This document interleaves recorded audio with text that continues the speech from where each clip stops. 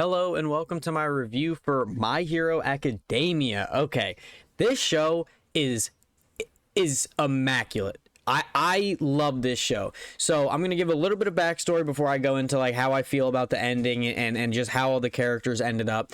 I watched about 5 seasons of this show a long time ago, kind of as it was coming out, as it was releasing. And I basically got to season 5, I believe it is, or maybe the beginning of season 6, where essentially Shigaraki gets all for one, and that's where I stopped watching. I didn't like stop watching for any specific reason. It kind of just slipped my mind, you know what I mean? I was watching week to week, and then eventually, I just missed a week, and then it just, went from there.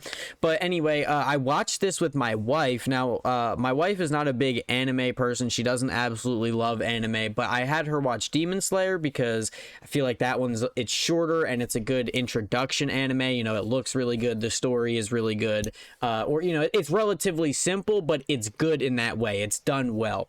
And then My Hero, I was like, man, I was hearing some really good things about the 7th season before the final season even started. And I was like, I really want to watch that. And then the 8th season started coming out and I was hearing that it was actually insanely good. So I told my wife, I said, we got to watch this and you're coming along with me. And I restarted it from season 1, episode 1 with my wife, and we watched all 8 seasons in probably a month and a half, maybe, which, to some people who binge anime, that's a very long time. But we wouldn't obviously watch it every single day, but we grinded it pretty hard. And pause on that, but we watched a good amount in a relatively short amount of time, like 160, 170 episodes in a month and a half, you know what I mean? But yeah, so we finished the show, caught up entirely, and I think that this show is amazing. I really think that the writing in this show is so well done. Like, the characters are so good, and they have some of the best side characters I've ever seen in any TV show ever.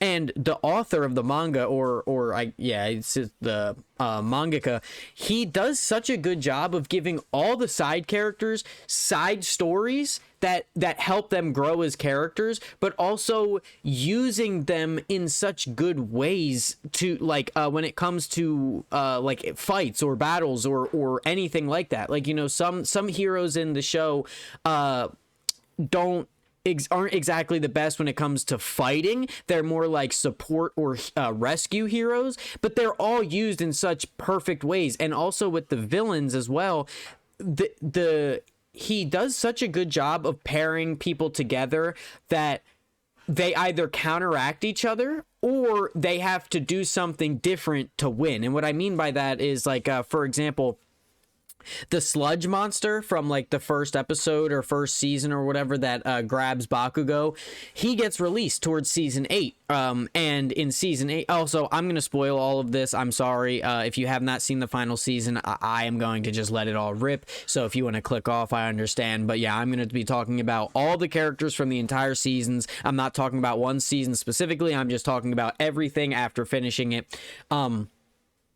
But the sludge monster gets released from jail, and he is put up against Kirishima and Aoyama, who is like the naval laser guy. And it's so well done because Kirishima is a physical fighter. He has to physically, he punches hard, but because the sludge guy is made of liquid, he can't really do anything. And that, that's not even the biggest or one of the best, like, things to put together. Excuse me, it's not one of the best examples of when they put characters together that make a lot of sense, but yeah, it's just the show is done really well and I love it. So we're gonna talk about the end and the characters specifically. So want to start off with my favorite character, All Might. Love All Might, man. He's so good. And I'm gonna say this, and because I see a lot of people online kind of ranking where certain characters land in writing and whatever, and they always say like top 5 characters who represent heroism, and All Might is usually on there. He's usually like 3, 4 maybe, depending, but a lot of people have Superman over All Might. And again, that's people's opinions. They're allowed to do that. But I'm going to say this. I don't read a lot of comics. I feel that comics, there's too many people writing the same character. For example, how many different people have wrote a Superman comic? Like, so many people have, so there's so many different takes on the characters. So I know that the comics have really good moments of Superman, but the only media that I have seen that has Superman in it are the Zack Snyder Man of Steel, Batman vs Superman, which I never even actually fully watched, and the Justice League. And all of those movies make Superman seem abysmal when it comes to his character writing. You know, Superman is told to be this character that is, you know, he cares about humans, he cares about people, he wants to save people. And I'm going to reiterate this. I understand that in the comics he probably is like that, but from the media that I have seen, Superman is just an overpowered, edgy character that doesn't give a fuck about saving any human being, and he's just insanely strong for no reason. Like in the end of Man of Steel, when Superman and Zod are fighting, the entire city is like leveled, and Superman doesn't care about anyone. And I haven't seen that movie in a long time. Actually, as a matter of fact, the last time I watched it, I fell asleep. But he doesn't care about helping people. That's why I like James Gunn's Superman. You see a lot of scenes of him actively going out of his way to save people and try to minimize damage, and he feels like a real hero. But back to my whole original point, All Might to me is what Superman should always be. And again, I know that in the comics, Superman is probably better, but in my opinion, I don't think Superman is an insanely overpowered character that in the movies is portrayed to not care. And it's weird. And like I said, James Gunn's Superman is the exception. I saw that and I absolutely loved it. But All Might is a character that he is, in my opinion, he beat All For One he beat All For One way before he ever actually fought him. And what I mean by that is All Might inspired so many people that All For One was going to lose eventually.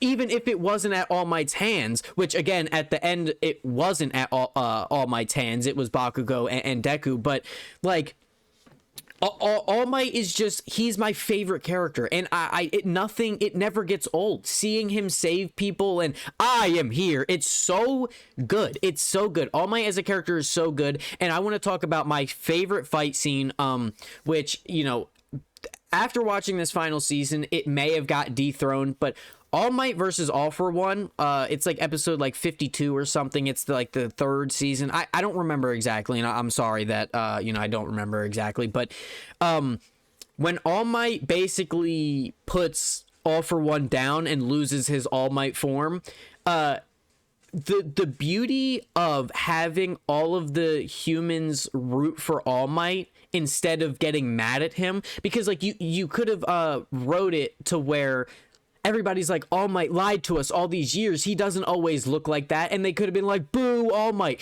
but instead they cheer for him and he wins. And I'm getting chills thinking about it. It's so good. That scene is, or that episode, that fight is so good. It's so good. Seeing All Might in his weakened state and almost lose, but then he pulls out the United States of Smash. It's peak. It's perfection. I love All Might, and I think that his character throughout the entire show is so good. He, even if he's not All Might and saving people, people still look up to him and respect him for all of the time and hard work that he's put in, and it's so good. Now this brings me to my next character, Deku.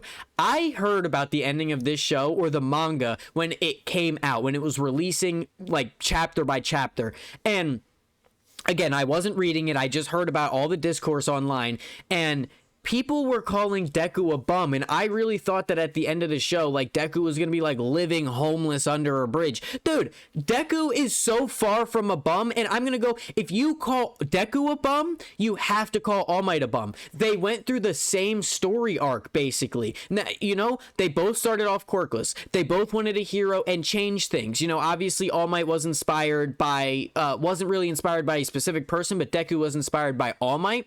But they inspired people to be better people. Throughout the show, Deku is constantly trying to get the best from Todoroki, Ida, Uraraka, all of these characters. He is inspiring them to be better people. Okay? Then so they inspire people.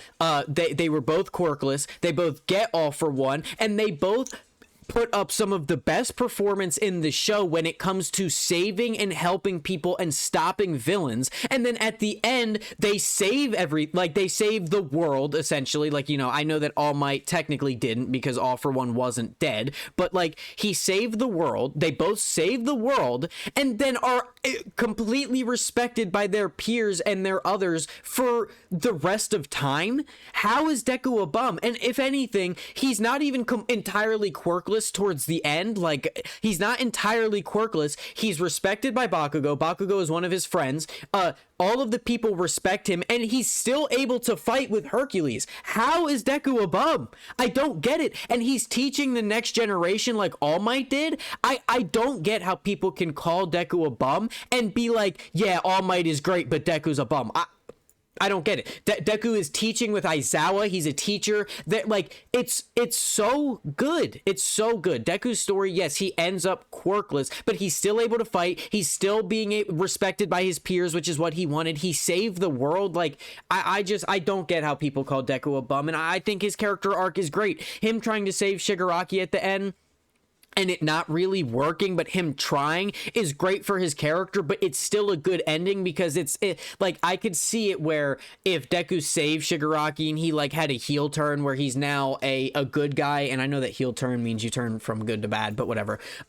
If Shigaraki completely did a 180 and was like, oh yeah, I was being abused my whole life, I'm not gonna be this guy anymore, you could be like, that's kind of a cop-out. Like, that's a little annoying, you know what I mean? Where it's like, really, really, he just now is a good guy, but you did it where Shigaraki doesn't want to be a good guy. He wants to be the hero for the villains, and it's so good. It's so fucking good. I don't even know how to like explain it. It's so good. So Deku still saves the day. He still tries to help Shigaraki, and it doesn't work, but he still wins, and he tried, and it's so good, man.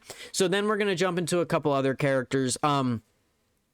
I think the entire Endeavor story or like the Todoroki family storyline was immaculate. Dabi is kind of a little bit of a crybaby sometimes, where it's like he could have tried to reconnect, but he just chose not to sometimes, which I know that it was like All for One was kind of looming over his head, but like, it made me cry. Endeavor apologizing to his entire family and to Dabi right there when he's like burnt to a crisp, and him crying, it was so emotional and just so good. Like, Endeavor is a person who's haunted by his past, who actively goes out of his way to try to change it throughout the course of the show, and I love it. I think it's so good. I think Endeavor, even though like All Might is my favorite, Endeavor might be the best written character from start to finish, up there with Bakugo, who has a great character arc. And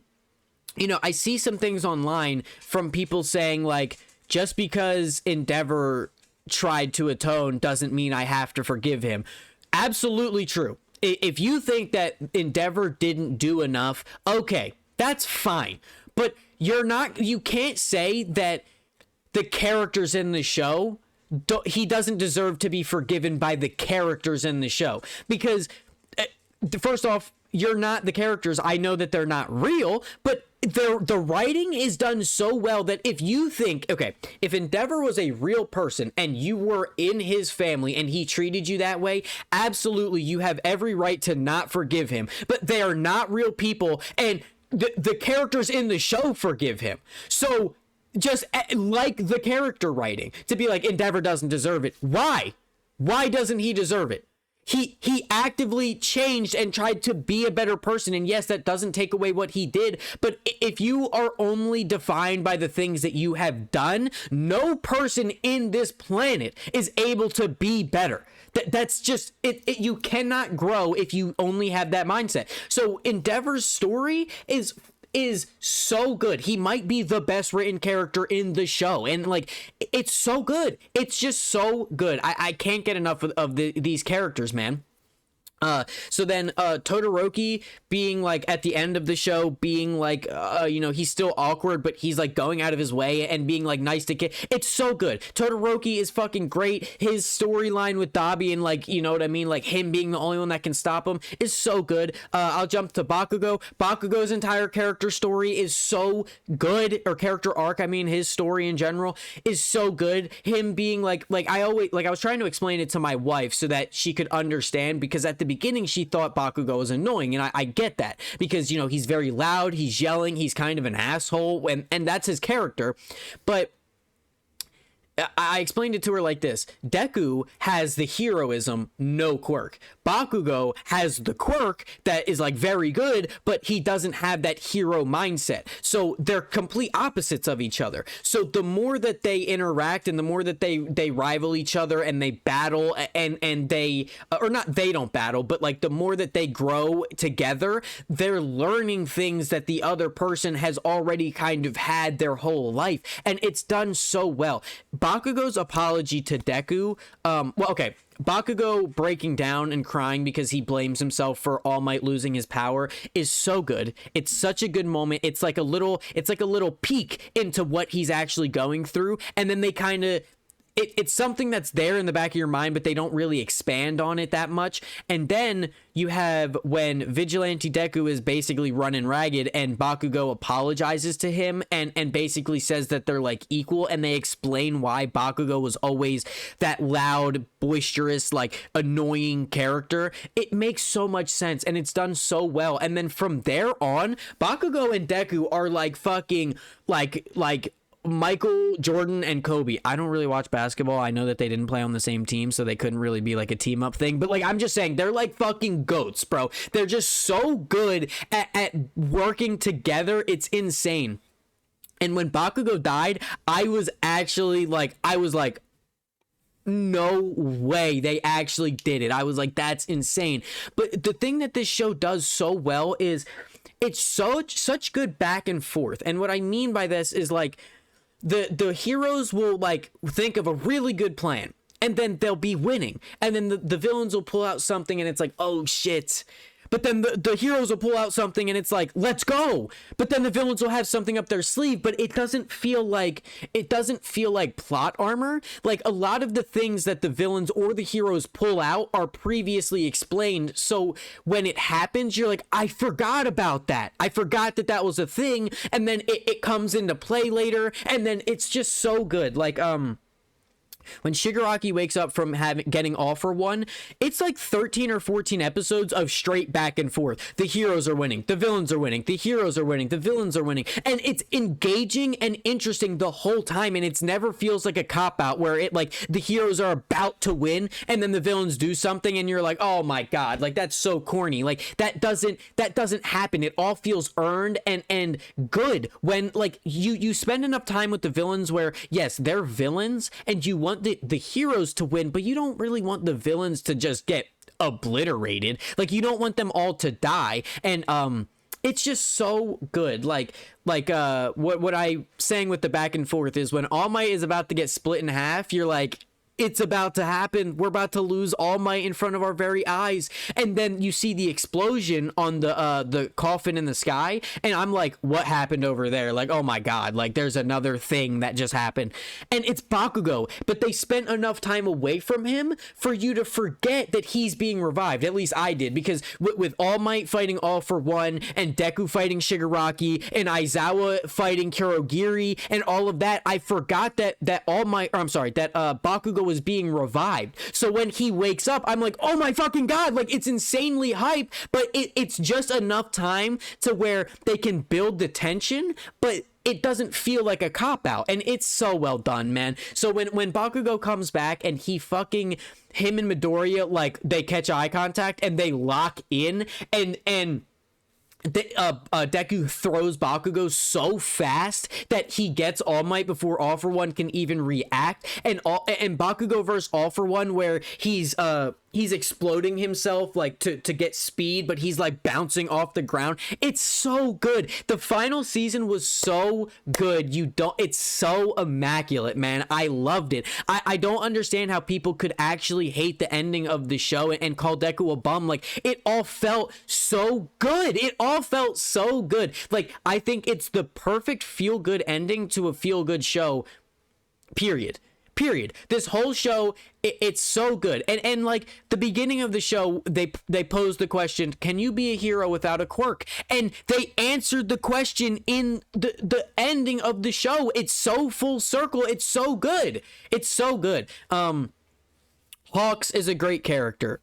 He's a very fun character to watch. And then this is going to be the last thing I'm going to say. I'm going to try to wrap this up because I can just kind of yap about this show for a while. I think Star and Stripe lost to plot armor. I think that they made her use her quirk in dumb ways. Like, she can only have 2 commands active at once, and one of the commands that she's always using is to boost up her strength. Well, why didn't... Like, my whole thing is when Shigaraki got close and was about to touch her, the thing is, it's either you die or he takes your quirk, right? And you don't want either of those things to happen. So you could get rid of the self buff where you're super buff and strong. You could get rid of that and just say, decay doesn't work on me, and you can't take my quirk. That's 2 rules, and he can't do anything. Yeah, she's not as buff like All Might, and she might be a little bit slower, but like, also, she was standing on the top of the airplane jets anyway.